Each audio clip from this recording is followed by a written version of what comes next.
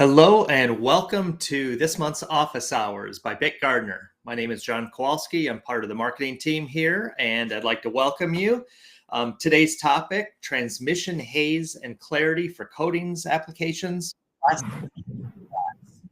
If you're unfamiliar with our Office Hours format, it's a shortened presentation, usually 20-25 minutes. And then the rest of the time is yours for discussion, to answer any questions, for clarification on anything. So during the presentation or even now, if you have something on your mind, drop it in the chat and we'll get to that.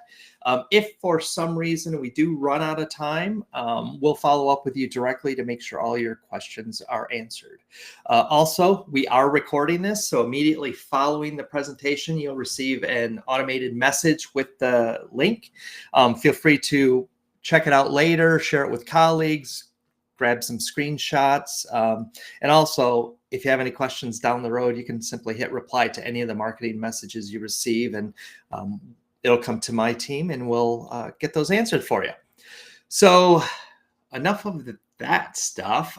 Let's get to it. Our presenter today, Mr. Noah Morgan. He's one of our application specialists here. And Noah, how are you, sir?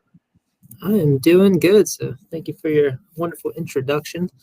Like John said, today we'll be going over a little bit of a deep dive on transmission, haze, and clarity, how our equipment measures it, why it's useful to understand, and a little bit deeper about what the values are and how they can be interpreted. So without further ado, we'll go ahead and get into it. So first we have transparency. So a lot of products today are usually transparent in some way, or shape or form. You have everything from glasses, whether they're for bettering your vision, whether they're for it's like sunglasses. You have plastic products for foods, for containers, shipping materials. You have phone screens that use usually a screen that has some type of transparent properties, polarization properties, things like solar panels that need to be, certain clear films applied to those so that you can allow sunlight to pass through, many different things. And so you can have both a functional aspect of the clarity, or you can have let's say, a quality aspect. For example, if we're buying water bottles at a grocery store, we see that all the water bottles are not the same as far as the clarity. Some of them may be a little bit dingy, some of them may be very clear. To a consumer, that could prove to be something, that I wouldn't want to buy, just based on how it appears to me. And so it's not only a functional thing to measure and to understand, but it's also a quality aspect to it as well. So getting into the actual measurement or the visual perception, typically for anything that is transparent, you need an object, let's say a sample or a specimen, and then you need an observer. For a visual assessment, the best way to do it is usually have some type of background that is either brightly colored or has some patterns in it, so that when you look through your sample or your specimen, you can see how clear those images or that background is. You can see any effects, whether it creates a blurry image or a very sharp image. You want to be able to see these differences. And so the measurement principle is very, very similar to this, where you have an observer, let's say a photodiode detector, but you also have light coming from one side and it passes through a piece of a specimen or a sample. Looking at something like, let's say, a very homogeneous material, let's say it has a very smooth surface as well, you have some properties that'll start off. As you send light from one side, one of those first reactions is your gloss or your reflection, which is typically light reflecting off of the first layer. And for transparent films or materials, you usually have a secondary reflection. And so you're already inherently losing some light just due to the reflection of the material. And in this case, you could say this film or this test material will have a very glossy surface because it's smooth. But it's also going to have a very clear image forming quality as we look through it. And as an example, we have this die, or this die or dice, however you want to call it. But when you look through this material, we see all of the letters and the numbers very clearly and very sharply. So we can tell that nothing is scattering inside of this material. It's providing a very clear image as we look through it. On the contrary, you could have internal scatterers or surface structure that can start to play a role in the light diffusing, which inherently is going to then affect how we're seeing the object on the other side.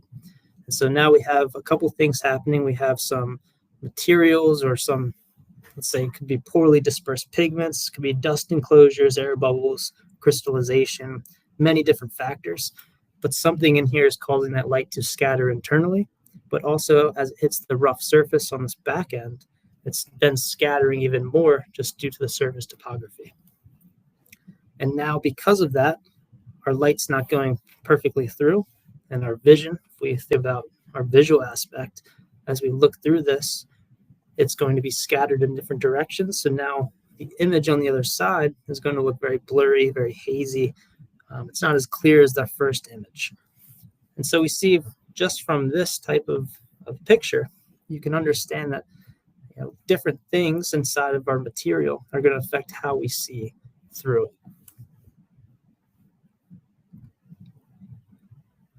So what's very interesting is the influence of particle size. And you would think it's the contrary, but what's interesting is that a smaller particle size in this instance, as light hits it, instead of you thinking that, how I would think at least is that the light will pass right through it and smaller particle size is better. But in the case of light, as this light hits the smaller particle size, it scatters it in all directions pretty evenly. Now you still have a majority of it going towards the straight through it, but you have a lot of scattering the smaller the particle size is. And as you increase the particle size, you see that more light is able to pass directly through it and more focus that beam, but you're still getting a lot of scattering effects just due to the particle size being larger. And then as we get larger and larger, we see now majority goes right through it, but we still have some of that scattering that goes all in different directions.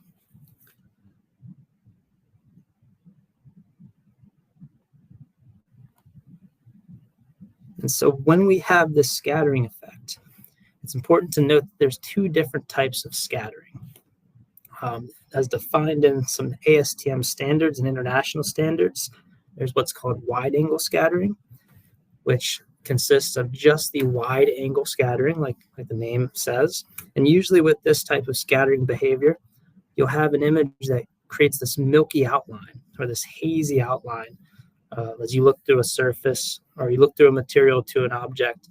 That object will appear to have this halo around it. Whereas if you had a sample that just had narrow angle scattering, it's going to reduce the sharpness or the clarity, but you're still going to have, you're not going to have that hazy, milky effect or halo effect around the object. So it's interesting. There's two different ways that you can break up your scattering effects. And a good visualization for this is on the left side here, we have the haze effect, which is made up of the wide angle scattering. And when we see this hazy side, it creates this milky kind of look versus this is the side without the sample on it. So we see it goes from very clear to a very milky look with the haze, just due to the wide angle scattering.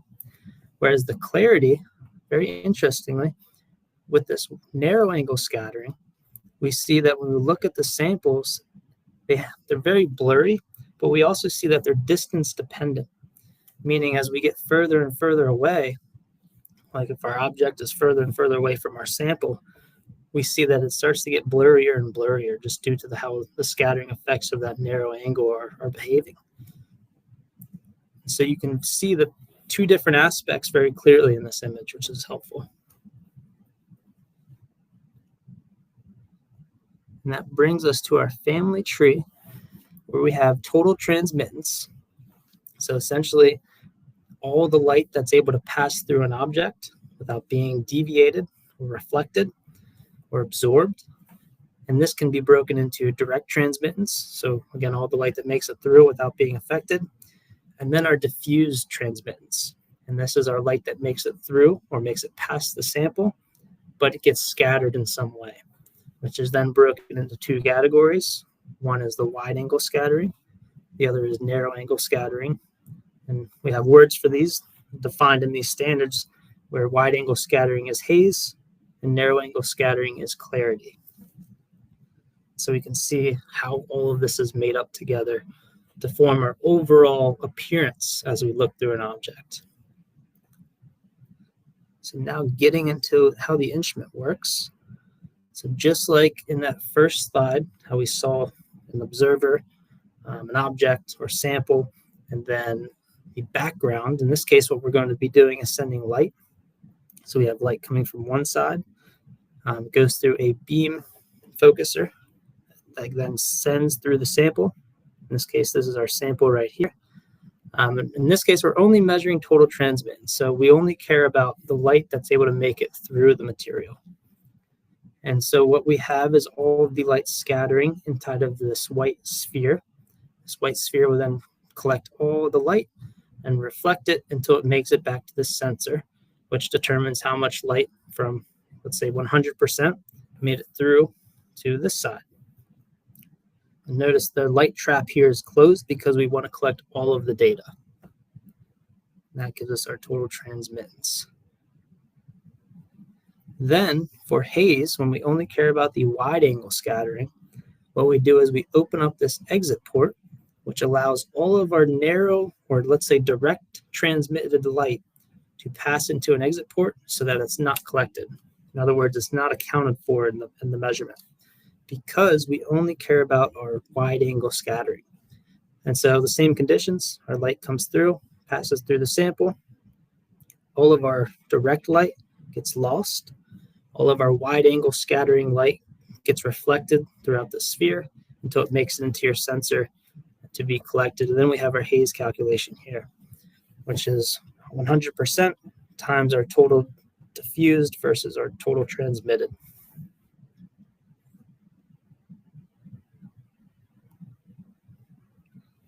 And then for our narrow angle scattering, we have a different type of measurement here, where you essentially now take your sample all the way to the other side, closer to the illumination port.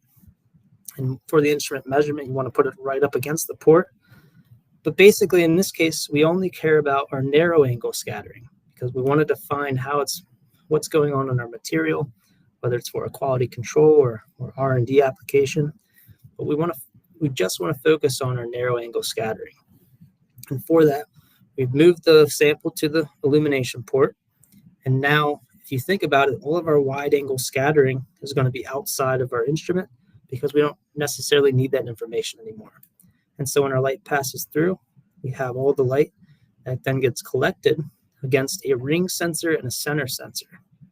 And so we're looking at how much light makes it directly through to our center sensor versus what gets scattered narrowly to our ring sensor. And we can put it through a calculation, which is 100%, times our center sensor minus our ring sensor over our center sensor plus our ring sensor. And this gives us our clarity value. So with that understanding, getting into our instrument now, we have several different models throughout the years. One of our not oldest model, but our previous generation was our haze-gard Plus, and it ran for about 20 years before we discontinued and modernized it, you could say.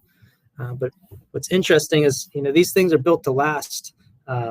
We have a lot of different pieces of equipment. I've seen ones that were made in the 70s that are still used today. So definitely good pieces of equipment. But what we have is one of our newer models here, our haze-gard I, which is essentially the older one but modernized. We have the I, which stands for innovation. We see it's the innovative view of transmittance, haze, and clarity.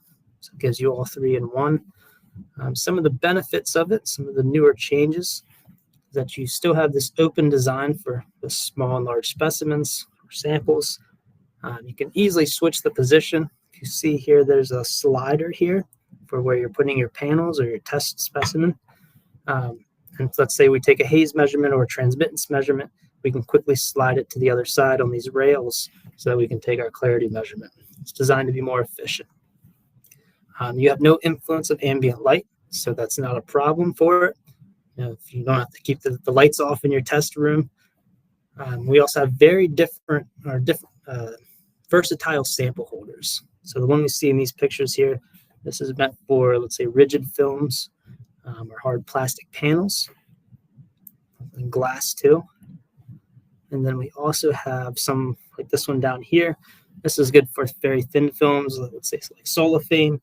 I've seen grocery bags used, trash bags, things of that nature, very thin film. And it's almost like a drum where you press it in and it flattens out and smooths that surface so that you're able to get a perfectly flat surface to take your measurement through.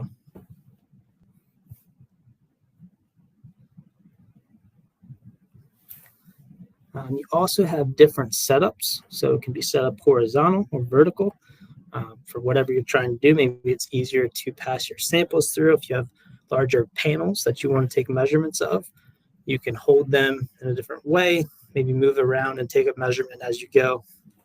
You can also do liquids. So in this case, this guy has a Petri dish with some type of liquid in it, and he's measuring the transmittance of that liquid. So very versatile, different ways you can use it. Also say this rail system, we have it, or the design of it in our manual so that people can make, let's say, 3D print their own custom holders, whether they're measuring glasses, lenses, contact lenses, a lot of different options. So we give you the ability to be able to make your own design around whatever your product may be.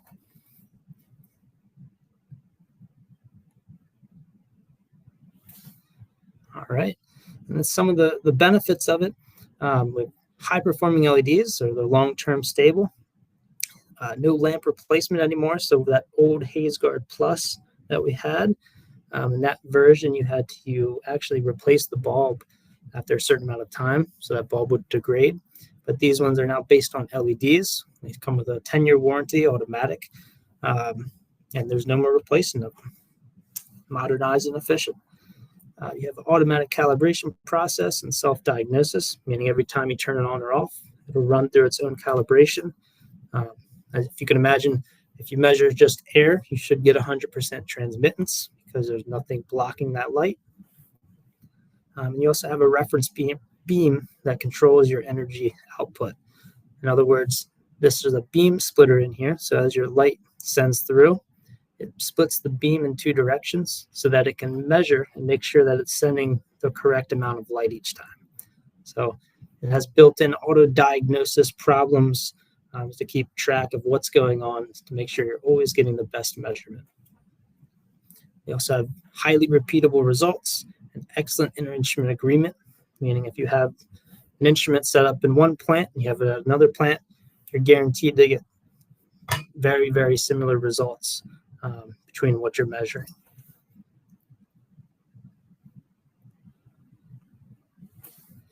So they're built around global specifications as well. So it's not just a random measurement that's built to a certain scale. Looking at haze and transmittance, you have ASTM D1003, which defines illuminant CNA for a non-compensated method.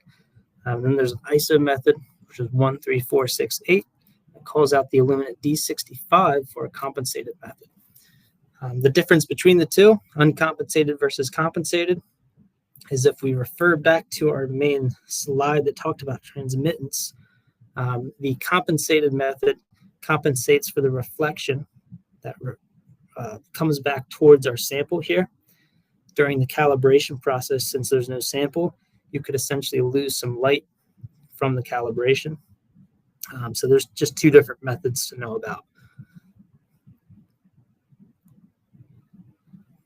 And what's nice, again, about the LEDs versus the bulb is that you can have all three illuminants in one instrument rather than having to buy a separate instrument for, let's say, just illuminant C, just illuminant A, or just D65. So whatever the specification may be, you can meet all of them with one instrument.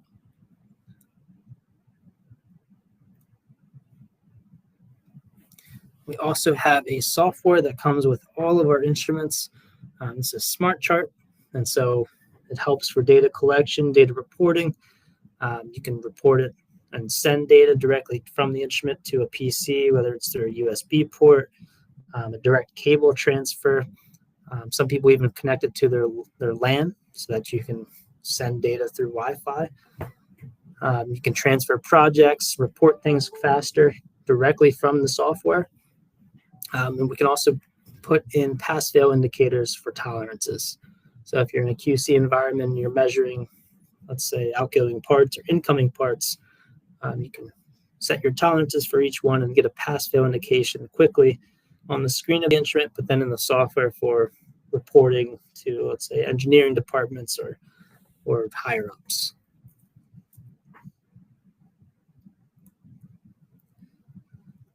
We also have liquids. I mentioned that other one with the cuvette, or not the cuvette, the Petri dish.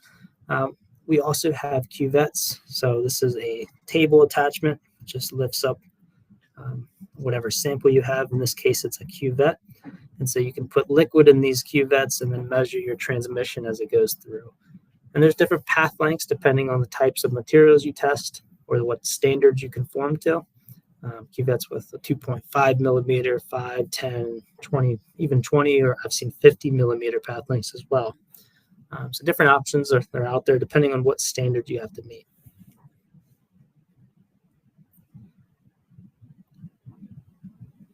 All right, and then we have lastly, another interesting special test, you could say, the Tabor abrasion test, where you essentially have abrading wheels that go over a sample.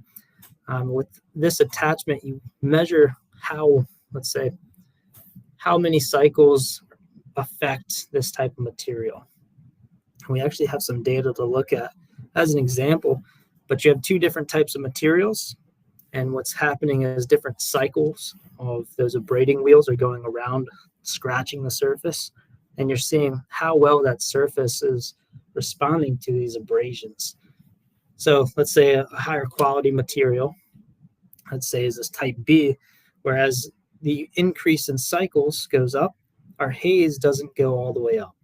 In other words, our haze stops at a certain point and looks like it starts to level off, whereas this type A material, as we increase our cycles for that Tabor abrasion test, we see our haze goes up, up, up, and up, and up, meaning that it's getting more hazy, more blurry, so we can't see through it as well. How this application can relate to other products, let's say if you have goggles for, let's say a dirt bike or motocross, as you drive through the woods or through your sand tracks, you're getting dust and debris that's hitting the goggles, and you would want a good pair of goggles to last you a long time.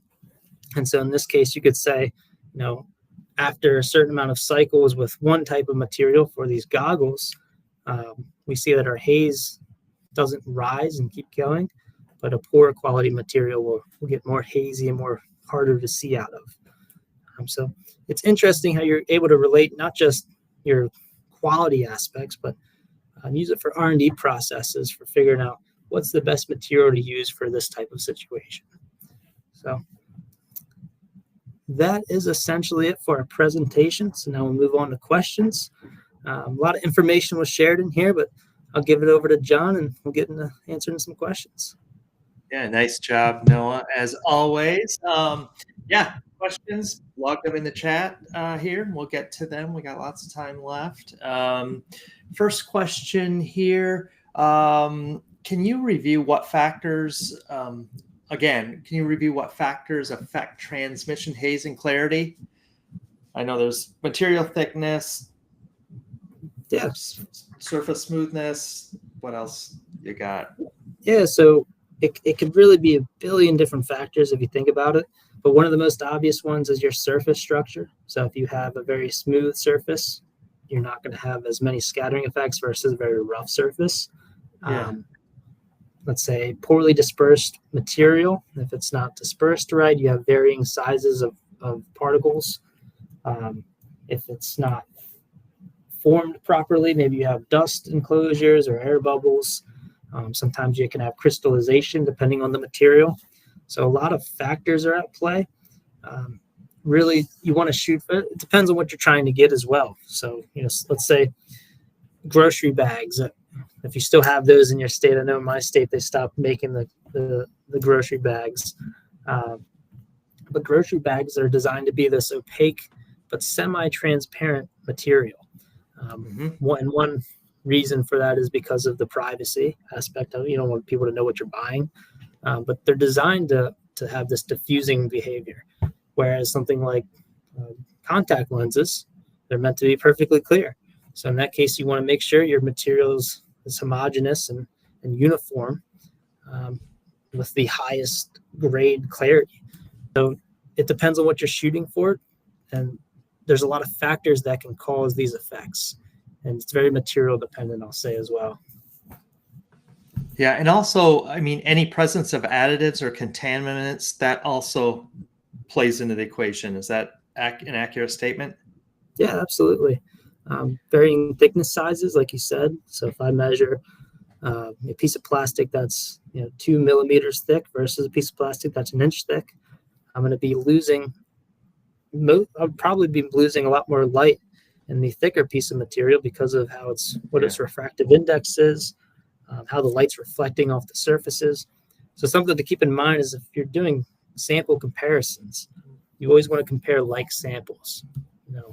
Once you start to add in more variations, then you can't assume that the variation is caused by the material type. It could be because of the different thicknesses, right? Yeah, exactly.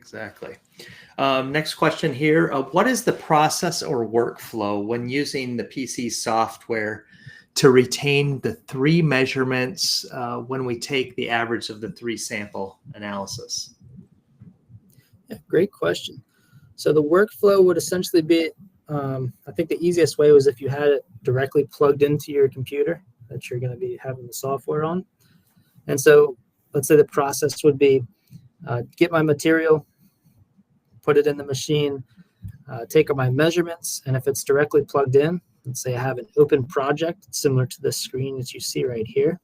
Yeah. But I would have an open project, and then as I take my measurements, they're in real time populating into this project file. And let's say you mentioned 3 measurements, so I could take my 3 measurements of, let's say, just transmittance. It'll populate in the software, and then I can send that data, observe the data, maybe track trends over time. Depends on what I want to do with the data, but once it's in the software, you can do a lot of things with it. You can add tolerances, like I said. You can compare different test series together, and then you can even report directly from it. Good. Yeah, I mean, once you get that data, there's lots of flexibility there. Someone just plugged in. They had some audio problems. Can you review the difference between haze and clarity? Oh, absolutely. Sure. So we'll go through 3 slides here. But you have the main difference is that wide angle scattering is defined as haze. Narrow angle scattering is defined as clarity. And the reason for that is if you have wide angle scattering, like in this image, we see that this hazy effect is created where it's this milky behavior just because of the scattering effects, but it doesn't correlate to how blurry something is. Whereas clarity is directly related to how blurry something is, how sharp the image is behind it, and it's also distance dependent. Mm-hmm. So we see this block that says T, it looks clearer than this block back here, which I think it's D if they're the same picture here, but we can see that it's very distance dependent. So if I were to have my hand right up against the back of this, I could see it clearly, but as I move it further and further away, it's going to get blurrier and blurrier. And so that's sorry to interrupt. Is that due? I'm looking at the illustration right below the clarity. Is that distance get more and more blurry due to the light scattering almost in a deeper effect? Yeah, pretty much. So if you kind of think about it, as you get further and further away, that light. We're essentially translating light into our visual aspect of what we're seeing. So in this case, we see the light is spreading and spreading and spreading. And how our eyes are going to see this is we're looking at it, and it's kind of focusing our visual further and further apart as the object gets further and further away. If that makes sense. Mm-hmm. Mm-hmm. It does. That's one way to think of it. Yeah. No, thank you for clarifying. Is there a clear standard? You mentioned ASTM and ISO. Are there clear standards when it comes? No, I guess that's funny, pun intended. Are there standards when it comes to measuring both haze and clarity that are industry wide or even industry specific? Are there different standards out there? Yep. So different industries follow different standards. For the most part, I know ASTM is very big in America, in the US, given the name. But ISO is used internationally, like the name suggests. ASTM D1003 actually tells you how to create a haze meter for measurement, looking at haze, but also transmittance. And then the ISO looks at haze and transmittance, but for a different illuminant. The illuminant's interesting because you essentially have different distributions of light being sent through the objects. So it's always important to have that understanding of what you're trying to measure, what standards you should conform to if your industry defines that, and then base your decision how to use it based on that. Okay, so they're using D65 under the ISO standard and CNA. Okay. Yep. Okay. And good. If you can see this image here, it's very blurry. But this is a case, it looks like it has all three illuminants measuring. So that's another benefit. You can take a measurement and because realistically, these illuminants are just calculations. So I can take a measurement and then calculate what it looks like under all three illuminants. So to avoid you having to retake the measurement under all different illuminants, if that makes sense. So you're taking one measurement, and depending on what your final output is, you can, after the fact, after the measurement, switch that illuminant and it'll do the math and give you the correct exactly. values. Yep. Okay, cool. Very cool. Makes it easy. Yeah, definitely. Are there things when you're talking to customers around haze and clarity, are there some kind of top tips or pitfalls that you see occurring over and over with customers that you could share, and hopefully some of the folks on the call can avoid those pitfalls? Yeah. Like I said earlier, comparing like samples is the biggest one. You always want to compare similar things, unless you're trying to do a study that looks at different aspects of things.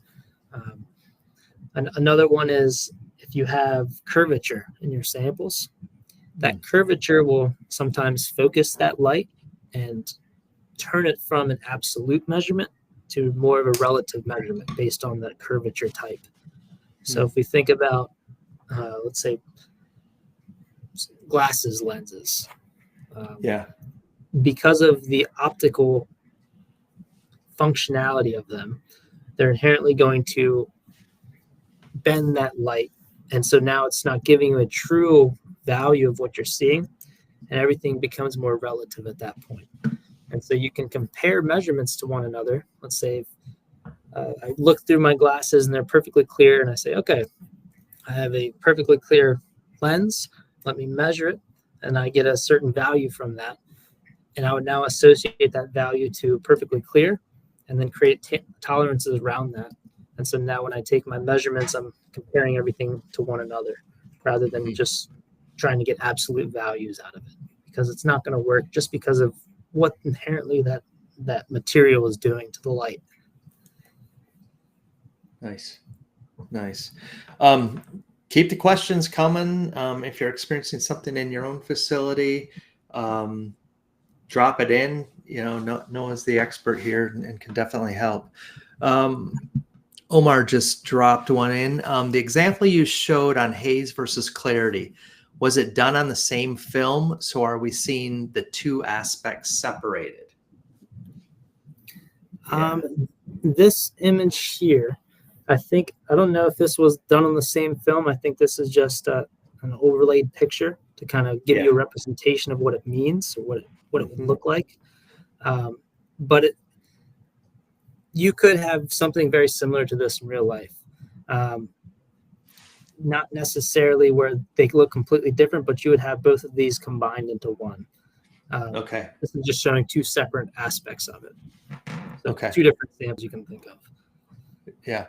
On that point, if you have any questions or aren't sure how to test or how to set up your protocols, definitely reach out. You can send in samples to Noah and his team. They'll put together the protocol and, do the testing and help you out there to make sure you're measuring what you need to, so it is apples to apples. Maybe you can touch on that a little more, Noah? Yes. Yeah, so I worked with a lot of different companies to build specific test methods for what they're trying to do. Usually involves understanding the goal of the measurement, whether it's for understanding how light's going through an object, or for how it's related to the appearance aspect for quality. Depends on the material, obviously, but we've built several different standards for different companies that help them when they don't really know the ins and outs of the entire protocol, like John said. Usually people will send us samples. We'll run different studies on them with all sorts of different equipment, as we have access to all that, being an instrument manufacturer. So it's definitely beneficial, and it's a good resource to look into. Our company's made up of a lot of different experts in different fields, and so we can probably help you with a lot of problems, just if you reach out. So it's always a good resource. Yeah, definitely. Good question, Andrew. Do you provide any classroom training for operating the equipment or software? And I'll give my answer, then you can chime in, Noah. Yes, we do. We have regional sales reps. They're technical. They can definitely come in, set a training for you, your team, review the instrumentation, set up, help you set up your software so it's a smooth and efficient workflow. We do that all the time for folks, and we absolutely can do that. Is that right, Noah? Yeah, that's right. Absolutely right. Yeah, sounds good. Yeah, so we have Noah in-house in our Columbia, Maryland facility, and he has an extensive lab there. But we also have folks all over the country: Canada, Latin America, South America, Europe, Asia, everywhere. We're off. Our offices, we handle the Americas, but our European and Asian counterparts are there to help you out too if you have different facilities around the globe. So definitely don't, reach out to us, hit reply to any of the marketing messages, visit the website, just bic-instruments.com. I can throw that in the chat here. Fill out the contact form and we'll get in touch with you and help you out there. Noah, Another question, talking transmission haze and clarities, what's the most interesting or challenging material or component that you've tested or had to work with a customer, without naming any specific customers? Right. That is. A couple of different things, small samples. So let's say something like contact lenses. If you think about the size of contact lenses, when we look at the aperture port, see if I can get a good picture. You can kind of see it here. It's about 1.5 inches diameter, so it's pretty large. We actually have these plates that you can put over them to narrow down that aperture. And there's a built-in calibration that will recognize that size and then scale down the measurements. So tricky things are like those small samples. You have to create your own fixture to make sure it's flat. I've measured straws, which was an interesting one, where you essentially have to cut it in half, flatten it out, and then measure it that way. Which proved to be challenging, just keeping it stable and flat. Another interesting one is colored films and lenses. because you're already losing some light due to the absorption of the pigments or the dyes that are used in creating the color. And so that you would then get, again, you have more relative values than absolutes. Yeah. And the color change can significantly affect your transmittance reading. So some interesting things to take into account when you're looking into these types of measurements. This color is very dependent on what the measurement value is going to be, because in reality it's just light going through it, and light is made up of color, and so it's going to be absorbed and change your values. Yep. So just some interesting things. Definitely. Other questions out there? How else can we assist? We got 20 minutes left, so that's a fair amount of time. Is there a challenge anyone's facing in their facility that they want to share, either in chat or just put a note in there, and I'll unlock your microphone. You can chat with us.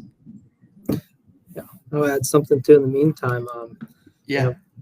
In conjunction with the training you mentioned about earlier, it's not just about the training, but we're here to help you in process optimization too. So we look at a lot of different options for the best way to collect and record data, store data, and share data. And we try to optimize that with every customer we deal with to make sure they're doing it the best way they can, so that they're not bottlenecking their process. And just make everything better, right? That's our main goal. Yeah, exactly. Another question here. Do you have any thoughts on how to determine the internal haze of a material? How do you remove the physical surface texture? Interesting. Thoughts on measuring the internal haze. I guess it'd be very dependent on what that material is, but if it's possible to, let's say, if it has rough edges, to smooth out those edges and be able to take the measurement that way to understand how the haze is affecting it, rather than just having the texture play a role into it. It'd really be eliminating the texture, I think, and then measuring it with haze. I think that would give you your results. Now, depending on the material, that may be difficult or it may be easy. But I think that would give you your best results for quantifying that. Nice. And Andrew, if you need a follow-up, we can definitely reach out to you if you'd like, and make sure you're all squared away there. Other questions? Other comments? I was just looking at our schedule. We have 2 more office hours, and it's the end of the year already, if you can believe that. Flew by. I know, it really did. We're already starting to plan next year. That's another good topic. We have a list of things that we're going to be developing webinars for next year. If you have a burning desire on anything, definitely hit reply to any of the marketing messages, and we can come there. Go there. Another question here too. Can BYK provide the details on sample holder, the mechanism, so I can 3D print a holder that works for my material with the haze-gard? Yep, absolutely. So like I said, if you have some weird materials or weird shapes that you're trying to measure, and you come up with your own fixture that works best for that, we provide the schematics for these little bottom slider pieces, so that it just pops on top, and then you can slide it back and forth for your transmittance, haze, and then your clarity measurements. So absolutely. Nice. Because I'm sure, that's helpful. There's a lot of interesting shaped things out there. So that's good. We can provide that. Another point here. Would you mind going over total light transmittance one more time? Yeah, absolutely. So here we have the actual measurement principle. Okay. We basically have light coming through our sample. And what's happening here is this exit port, which is used to measure the clarity and haze portion, is closed, because in this case, we only care about all of the light that's able to make it through our sample, which is our total transmittance. And as it makes it through, it then gets reflected and scattered around this internal sphere until it eventually all hits the sensor, which will record how much light out of how much was sent is making it through. So if you think 100% of light starts out here, hits our object, some gets absorbed, some gets reflected. Now let's say we have 95% of our light made it through, and this sensor picks that up and then reports it as our total transmittance. Nice. Nice. Okay, good. What else, folks? Quite a bunch today. Anything else that you want to elaborate on, Noah, that you see out in the field or working with the customers? Something they could be doing better to streamline their processes? Yeah. See, there's a question down here about measuring haze on solid paint coatings, which is an interesting segue, because there is another method of measuring haze, but it's more so a reflection haze versus a transmission haze. So it's important to note that this type of measurement is our transmittance haze. In other words, measurement of haze of something, of light going through an object. Okay. Whereas you can have surface reflection haze, which is measuring, let's say if we have a glossy surface, and let's say we send light from one side, it reflects off the other side, we get our gloss measurement. Very simple type of measurement. But in that, you could have a blurry gloss or very fuzzy reflected image or very clear reflected image. So if you're thinking about, let's say, a mirror has a perfect reflected image. You can see, a shape, or if you looked at it, you would see your face very clearly. Yeah. But there's also cases where you can have a glossy surface that produces a very poor reflected image. And in that case, you're looking at reflection haze. And that reflection haze is usually measured looking at the near specular angle for gloss and measuring the scattering effect of that light. So in summary, there's two different methods for looking at haze. It's always important, depending on what you're measuring and what it is, if you're going to be measuring transmittance haze or reflection haze. They're two very different things. Nice. Thank you. Other stuff. Any other questions? We won't keep you if we don't need to. I know everyone's busy. Okay. All right. If you think of something after the fact, definitely hit reply to any of the marketing stuff you get from us, and we'll route it to Noah and his team, and or someone in your area locally, and we'll get those questions answered. So thank you, Noah, for sharing your expertise with us as always, and stay tuned for future webinars from BYK-Gardner. Have a great rest of your day. We'll see you soon. Awesome. Take care, guys.